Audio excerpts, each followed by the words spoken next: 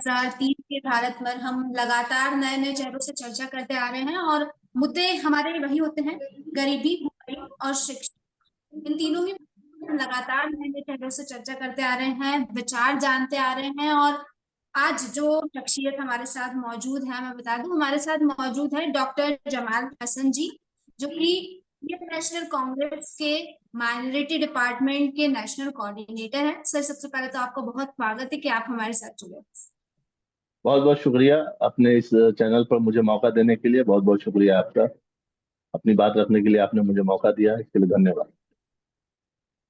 तो सर, जिस तरह से हम 2030 के भारत की बात कर रहे हैं, 2030 का एक सपना लेकर चल रहा है भारत देश भी, और हम सब एक सपना लेकर चल रहे हैं कि 2030 में हमारा देश एक बेहतर पैमाने पर हमें दिखेगा। गरीबी खत्म हो जाएगी, भुखमरी शून्य हो जाएगी, शिक्षा का स्तर बेहतर होगा। ये तमाम लक्ष्य लेकर आगे बढ़ रहे हैं निरंतर, और कई सारे प्रयास भी किए जा रहे हैं। लेकिन एक बड़ा सपना है और इस सपने लेकर हर किसी को अपने अपनी तरफ से प्रयास करने की जरूरत है। हर किसी के अपने विचार भी है इसको लेकर। तो मैं आपसे आपका ये विचार जानना चाहती हूँ कि आप 2030 में भारत देश को कहाँ देखते हैं? गरीबी, भुखमरी और शिक्षा की अगर हम बात करें तो भारत देश 2030 तक किस पैमाने पर होगा? देखिए, सिर्फ बोलने से काम नहीं होगा दामिनी जी, इसको धरातल पर लाना पड़ेगा। अगर हम गरीबी मिटाने की बात करते हैं, भुखमरी खत्म करने की बात करते हैं, तो इसको वो ऐसा प्लेटफॉर्म देना पड़ेगा। बातें बहुत बड़ी बड़ी होती है। अगर आप देखा जाए 2023 का अक्टूबर का ग्लोबल हंगर का इंडेक्स देखिएगा तो 125 में हम 111वें नंबर पे है। बिल्कुल। तो गरीबी गरीबी गरीबी है तभी तो भुखमरी है। अब आप सोचिए कि हम पाकिस्तान, बांग्लादेश, नेपाल तक से नीचे हैं। अब कुछ लोग कहेंगे नहीं, यहाँ की जनसंख्या की आबादी बहुत ज्यादा है, इस वजह से शायद हो रहा है। तो चाइना चाइना की आबादी भी तो हमसे लगभग बराबर ही है। और चाइना आप टॉप 5 में आता है, जहां पर भुखमरी एकदम 5 लेवल 5 से नीचे, हम लोग यहाँ 27 के लगभग है। तो बोलने से नहीं है, इसमें लगना पड़ेगा। और दरअसल क्या है ना कि जो सरकार है वर्तमान, देखिए हम इसको मत अदरवाइज नहीं लीजिए कि हम किसी सरकार पे कटाक्ष कर रहे हैं, लेकिन सरकार को जो इम्प्लीमेंट करना चाहिए था वो क्या रहा है ना, आज के डेट में सरकार के रीजन में अमीर और अमीर होते जा रहे हैं और गरीब होते जा रहे हैं। गरीबी बढ़ती जा रही है, इसमें नो डाउट। हाँ। अभी आप देखिएगा कि कोरोना का समय एक बहुत बड़ा महामारी हम लोगों के बीच में आया, जिसमें कई लोग पैदल रोड पर निकल गए। और लोगों की ये हालत हुई कि नदियों के तट पर आप लोगों ने देखा होगा कि लाशें वहां बिछी हुई थी। तो कहीं ना कहीं गरीबी है, और हद से ज्यादा गरीबी है। लेकिन इसके लिए क्या करना होगा? इसके लिए बेहतर प्लान करना पड़ेगा। गवर्नमेंट को शिक्षा को लेकर थोड़े जागरूक करना पड़ेगा कि लोग अगर शिक्षा की ओर बढ़ेंगे तो अपने आप में मजबूत होंगे, या जॉब या किसी चीज में भी आगे बढ़ने की कोशिश करेंगे। लेकिन है क्या कि यहाँ पर इस तरह की कुछ चीजें नहीं है, बातें हैं। गरीबी खत्म करनी है, 2030 का लक्ष्य है। और लक्ष्य क्या, हम तो चाहते हैं कि नहीं, गरीबी खत्म होनी चाहिए। क्योंकि गरीबी आज के डेट में सबसे बड़ा अभिशाप है अपने देश के लिए, भारत के लिए सबसे बड़ा अभिशाप है। क्योंकि अच्छा नहीं लगता है, कभी कभी मैं भी गुजरता हूँ रोड पर तो कई असहाय लोग, कई बच्चों को देखता हूँ जो बहुत बुरे हालत में रहते हैं। तो अफसोस होता है, जितना हमसे हो पाता है हम उन लोगों की मदद करते हैं। तमाम योजनाएं भी चलाई जा रही है सरकार द्वारा, लेकिन स्थिति जो कि तो अभी भी बनी है। देखिए, योजनाओं में एक बहुत बड़ा मामला क्या होता है ना कि जो भी जनप्रतिनिधियों के द्वारा ये योजनाएं दी जाती है, जो उनके जानने वाले लोग हैं या जो उनके वोटर हैं। देखिए, एक तो पहली बात कि इस देश में जात पात धर्म की जो सोच है ना, उससे बहुत ऊपर आगे भागना पड़ेगा लोगों को। अभी क्या है ना कि अब ये एरिया है, ये हमको वोट करता है। जो मैं एक लोकल बात करता हूँ, मैं भी हमारे मदर वार्ड काउंसलर है। ये दरभंगा शहर के म्युनिसिपल कॉर्पोरेशन में वार्ड 20 में हमारी मदर वार्ड काउंसलर है। पूरा वार्ड में इस तरह समझिए वार्ड काउंसलर का काम मैं ही करता हूँ, क्योंकि मदर है तो उनसे तो वो चीजें होंगी नहीं। तो हर चीज मुझे देखना पड़ता। अगर मैं वहां पर सिलेक्टेड व्यू रख दूं कि नहीं, ये मैं मुसलमान हूँ और सिर्फ मुसलमान के लिए करूँ, ये सिलेक्टेड व्यू, फिर क्या होगा ना कि मुसलमान के इसमें अगर हम सुधार करने जाएंगे तो उसका भी नहीं सुधार कर पाएंगे और दूसरे का तो करेंगे ही नहीं। क्योंकि ये कॉन्सेप्ट से बाहर निकलना पड़ेगा कि जो सिलेक्टेड, गरीबी अगर देखना है तो सबको समान रूप से देखना होगा। जो योजनाएं आती है, जिन योजनाओं का लाभ, अभी आपको मैं बताऊंगा, इतना बड़ा करप्शन है कि हमारे यहाँ बीपीएल सूची निकाली गई। और मैंने जब बीपीएल सूची की जांच की, जो मेरे से पहले पार्षद थे, 2011-12 में बीपीएल की सूची लागू की गई, तो अब उसमें आप बताइए कि बीपीएल की सूची वैसे आदमी को मिलती है जिनको बहुत गरीबी से निम्न स्तर के नीचे के लोग हैं। और मैंने जब उस लिस्ट को जांच किया तो उसमें कई करोड़पति लोगों का बीपीएल में नाम है। तब बताइए कि गरीबी कैसे खत्म होगी? तो धांधली तो हर जगह है ना। अगर हम अपने लोगों को बढ़ाने, मतलब मेरे जो पॉकेट के आदमी है और उनको ही सब योजनाओं का फायदा दे। अब आवास योजना, प्रधानमंत्री आवास योजना, उसमें भी अगर जांच की जाए हम्म। तो पता चलेगा कि जो जो कैपेबल थे उनको भी प्रधानमंत्री आवास योजना, जबकि प्रधानमंत्री कुल आवास मिला योजना के वैसे लोगों को देना है जो कैपेबल नहीं है। कुल मिला के हम जी। ये समझे कि भारत देश में एक स्पेसिफिक समुदाय के ऊपर ध्यान नहीं दिया जा रहा है। नहीं नहीं, मैं उसकी बात नहीं कर रहा हूँ। हम्म। मैं कह रहा हूँ कि जो नेता, जो जनप्रतिनिधि होते हैं, उनके जो करीबी होते हैं या उनके पॉकेट के लोग होते हैं या जो उनके वोटर होते हैं, मैं सिर्फ हिंदू मुसलमान की बात नहीं कर रहा हूँ। मैं ये बात नहीं कर रहा। मैं एक बात बोला कि मैं मुसलमान का करूं तो फिर शायद उस क्षेत्र का विकास ना हो पाए। अभी जैसे मैं अपने यहाँ रोड नाला बनवा रहा हूँ, अगर मैं वो सिर्फ मुस्लिम एरिया में बनाऊं तो शायद एक गलत चीज होगा। भाई, जनप्रतिनिधि आपको वोट दे या ना दे, आपका काम है सबको काम करना है।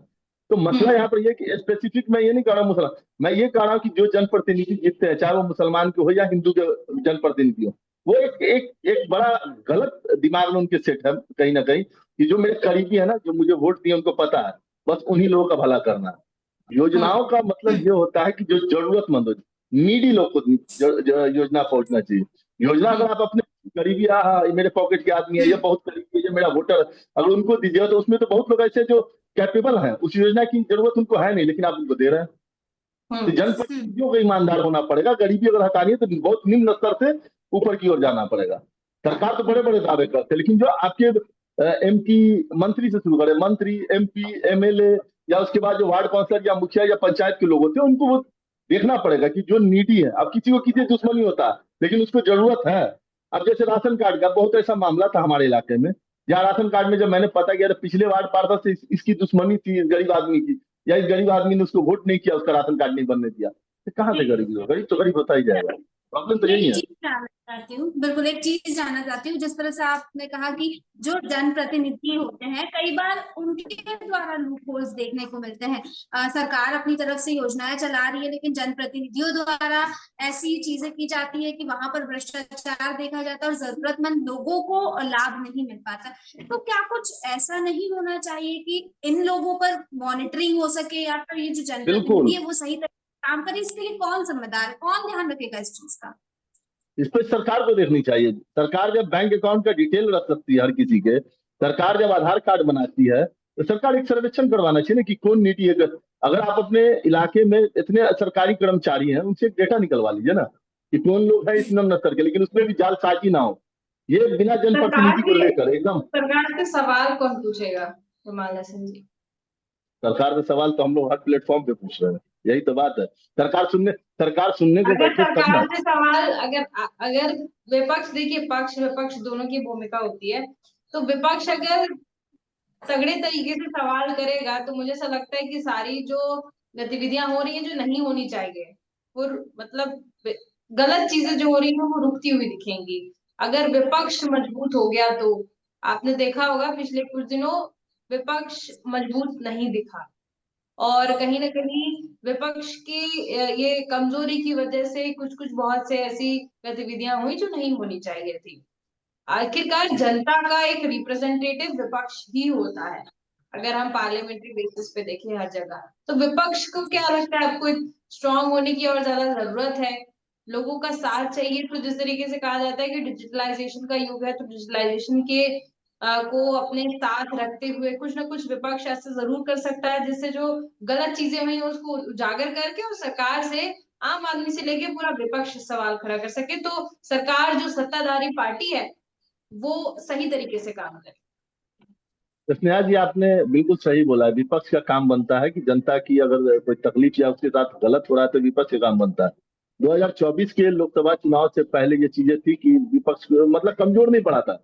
दरअसल सरकार ये समझती थी कि विपक्ष के पास उतना है ही नहीं, तो हम क्यों क्यों वैल्यू करें। आज आपको 2024 के बाद आप देखिए शैडो कमेटी बन गया है, पार्लियामेंट में शैडो कमेटी बनाया गया और जिसमें विपक्ष के लोगों को जिम्मेवारियां दी गई। उस कमेटी में मेंबर है, चेयरमैन है। तो थोड़ा सा जनता ने साथ दिया, जनता ने विपक्ष को मजबूत दिया, तो आज आपको चीजें देखिए। एक चीज मैं एक बहुत अच्छा वाक्य सुना चाहता हूँ। हमारे आधुनिक भारत के निर्माता राजीव गांधी जी, जो जिन्होंने कंप्यूटर क्रांति यहाँ लाया था, जो आज हम लोग आप लोग बात कर रहे हैं, ये अगर वो कंप्यूटर क्रांति नहीं लाते तो ये बात, उन्होंने भी ये बात कबूला था कि अगर हम 5 रुपया रिलीज करते हैं केंद्र से गरीबों के लिए, तो उनके पास पहुंचते पहुंचते वो 25 पैसा पहुंचता है। ये चीजें हैं, करप्शन है। और गरीबी उन्होंने सिर्फ अपने बोलने से पार्टी नहीं। की बात की होगी ना। नहीं ये नहीं, तो देखिए करप्शन, हर सरकार करप्शन में होता है। देखिए हम सरकार क्या बोले, अगर मैं ईमानदार हूँ, देखिए ये प्रॉब्लम ये नहीं है जनप्रतिनिधि, मैंने किसी पार्टी में बिलोंग नहीं किया, मैंने जनप्रतिनिधि पर सवाल किया। जनप्रतिनिधि किसी भी पार्टी का हो सकता है, मैं ये नहीं कह हाँ। रहा। अब आपको जनप्रतिनिधि का ऑनेस्टी पे डिपेंड, मैंने ये नहीं बोला कि ये सरकार को मॉनिटरिंग करना चाहिए, सबसे बड़ी चीज ये है। जमाल जो चीजें हसन जी, इस देश की एक विडंबना हो चुकी है कि जो राजनीतिक पार्टियां हैं ना, वो आपस में ऐसी उलझ जाती हैं, उनके बीच में लोग इस कदर उलझते हुए दिख रहे हैं कि लोगों के पास तो कोई ऑप्शन नहीं है। देखिए, या तो उनको राइट हैंड साइड जाना है या लेफ्ट हैंड साइड जाना है, दो ही ऑप्शन है। और तीसरा ऑप्शन, जब कहते हैं ना कि अति किसी चीज की बर्दाश्त नहीं होती, तो लोग अब ये नहीं समझ पा रहे हैं कि वो करें क्या, किस तरफ जाए, कौन उनको उनके अधिकार की चीजें ला के देगा, कौन डेवलपमेंट करके देगा। तो बस अब वो वक्त मुझे लगता है कि खत्म होने वाला है, और आने वाले समय में लोग वोट देने से भी पीछे हट जाएंगे, इंटरेस्ट नहीं रह जाएगा लोगों का अगर पार्टियां सही तरीके से काम नहीं करेंगी तो। और जो चुनाव के पहले तमाम वादे किए जाते हैं, बहुत सारी चीजें ऐसी देखी जाती हैं कि आप हमको जिता देंगे तो आपको ये मिलेगा वो मिलेगा, मुफ्त की जो रेवड़ियों की बात आती है। तो इन सब चीजों से पीछे हट के वास्तविक तरीके से अगर हम देखें, जो जिस वक्त जब वो करते हैं, जब किसी पद को हासिल करते हैं तो ओथ लेते कहने की हैं। बात है। तो हाँ, ओथ लेते हैं तो उस वक्त कहते हैं कि मैं सच्ची श्रद्धा और निष्ठा के साथ संविधान के प्रति सच्ची श्रद्धा और निष्ठा रखूंगा या रखूंगी। तो वो वाला जो लाइन है, वो सही तरीके से अगर अपना ले हर एक जनप्रतिनिधि, जैसा आपने कहा, मैं भी किसी पार्टी को नहीं बोलूंगी, हर एक जनप्रतिनिधि को ही बोल रही हूँ मैं भी, तो हो सकता है कि लोगों का विश्वास जो है वो कायम रहे और आगे की चीजें बढ़ी रहे। लेकिन यहाँ पर दिक्कत यही है ना इसमें कि लोग पार्टियों के बीच उलझ गए। नहीं नहीं, लोग, जनता को भी तो ये समझना चाहिए कि अभी मुझसे जो कमिटमेंट करके अगर कोई एमपी आया है, कोई एमएलए आया है, या कोई सरकार आई है, उसने फुलफिल कितना किया है। हम्म। वोट तो उसी हिसाब से होना, लेकिन वही मैंने कहा ना कि यार धर्म जात पात के अगर उसके ऊपर वोटिंग होने लगे, लेकिन आज जो देश की हालत है ना, उसमें कहीं ना कहीं गलती यहाँ अपनी पब्लिक पॉपुलेशन जो जनता की है उसकी भी गलती है कि हम लोग भी धर्म और जात में बढ़ गए हैं। हम लोग धर्म जात से बढ़कर ऊपर बात ही नहीं कर पा रहे हैं। और जब तक, देखिए मैं एक बात पहले बताता, आप देख लीजिए अमेरिका को, देख लीजिए रूस को, देख लीजिए चाइना को, देख लीजिए, जहाँ रिलीजन बेसिस नहीं चल रही है, जहाँ चल रही है कि डेवलपमेंट। आज बताइए कि चाइना का पूरा माल हम यहाँ बेचते हैं। आप लोग कहते हैं कि हमने ऐप बंद कर दिया, चाइना के ऐप बंद कर, लेकिन चाइना के मोबाइल, अभी मैं जिससे बात कर रहा हूँ या आप भी जिससे बात करो, उसमें चाइना का ही ना, मेरे हाथ में वीवो का मोबाइल है, ये चाइना का ही है। मैंने एप्लीकेशन बंद किया, लेकिन उनकी जो बिजनेस है वो आज भी भारत बाजार पे कायम है। तो अब ये समझने की जरूरत है, यहाँ सिर्फ क्या हो गया ना कि इंडिया में देखिए बहुत चीजों को बदलना पड़ेगा। या हम जय श्री राम या नारे तकबीर अल्लाह अकबर करके ये नहीं चलेगा।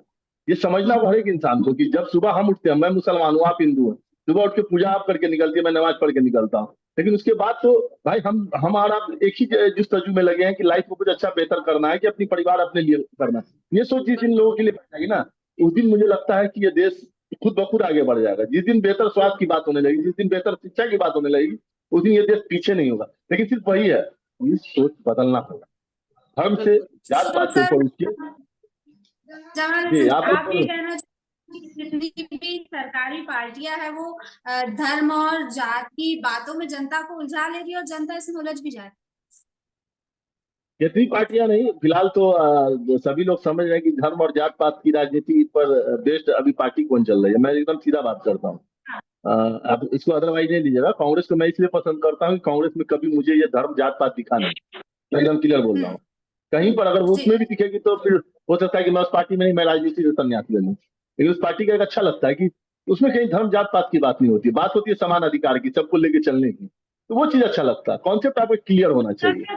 का चुनावी नतीजा तो, लेकिन मैं इस बात से बिल्कुल इत्तेफाक नहीं रखता। अगर हम धर्म और जात की बात करें तो नहीं, राम वैसा मंदिर। कैसे नहीं होता है।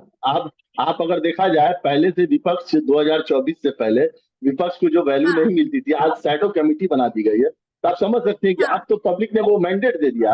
हाँ है, थोड़ा सा टाइम तो लगेगा, गंदगी साफ करने में, जी। गंदगी साफ करने में थोड़ा टाइम हाँ तो लगेगा, लेकिन हो जाएगा। लेकिन हाँ, जहां पर हम लोग थे गरीबी और गरीबी हटाने की बात को लेकर, तो वो मैंने पहले भी बोला कि ये हर जनप्रतिनिधि और हर एक जनता जो अगर ईमानदार अपने देश के प्रति सच्चे देशभक्त है, तो वो जात पात धर्म से ऊपर उठ के अगर चलेंगे तो मुझे लगता है कि सब कुछ बदल सकता है। अगर इंसान को इंसान की तकलीफ देखकर अगर दर्द होता है तो ही ये देश बदलेगा। ये नहीं कि मैं अगर भरपेट खाना खा रहा हूँ, मेरे बगल का पड़ोसी भूखा है, या मेरे बगल का मैं जी आराम से 4 मंजिल छत पे सो रहा हूँ, 4 मंजिल मकान बना के सो रहा हूँ, बगल का मेरा जो पड़ोसी है उसकी मतलब सर पे छत नहीं है। ये सोच थोड़ा सा तो करना पड़ेगा, थोड़ा सा। जब तक जनप्रतिनिधि ईमानदार नहीं होंगे और हर एक इंसान के अंदर इंसानियत नहीं होगी, जात पात धर्म से ऊपर उठकर बात नहीं होगी, तब तक देश का कुछ नहीं हो सकता। मैं एकदम क्लियर बात करता हूँ, बातों से नहीं चल पाएगा। मैंने एक तो एग्जांपल दिया ना आपके सामने कि चाइना को देख लीजिए, रशिया को देख लीजिए, जापान को देख लीजिए, अमेरिका को देख लीजिए, वहां रिलीजन बेस्ड कास्ट बेस्ड की कहीं सुना है आप लोगों ने कभी? वहां कोई रिलीजन का या कास्ट का कोई मामला था नहीं है। लेकिन देखिए प्रोग्रेस वही होता है, जहां ज्यादा धर्म पर अगर देश चलने लगेगा तो वहां आपको प्रोग्रेस वही थम जाएगा और नीचे की ओर भागेगा। और बताए ना कि हंगर इंडेक्स में 125 देश में हम लोग सोमालिया के बराबर जा रहे हैं, जो सोमालिया ऑलरेडी भुखमरी के कगार पर है। मतलब 111 नंबर पे हमसे ऊपर नेपाल है। बांग्ला आप कहिएगा आबादी, मैंने क्या कहा पॉपुलेशन, लोग आप यहाँ कमेंट में आएंगे पॉपुलेशन इंडिया की बहुत है, चाइना की क्या है, तो जी फिर चाइना कैसे आ गया? बिल्कुल बिल्कुल सर, बिल्कुल आप सही कह रहे हैं कि कहीं ना कहीं क्योंकि भारत देश की बात है, तो भारत देश सबका है और ये धर्म जात इन सब चीजों से ऊपर उठकर हर किसी को अपनी जिम्मेदारी निभानी पड़ेगी, तभी 2030 का जो हम ये सपना देख रहे हैं ये सपना सच हो पाएगा। आपका बहुत बहुत धन्यवाद, आप हमारे साथ जुड़े और आपने तमाम जानकारी दी।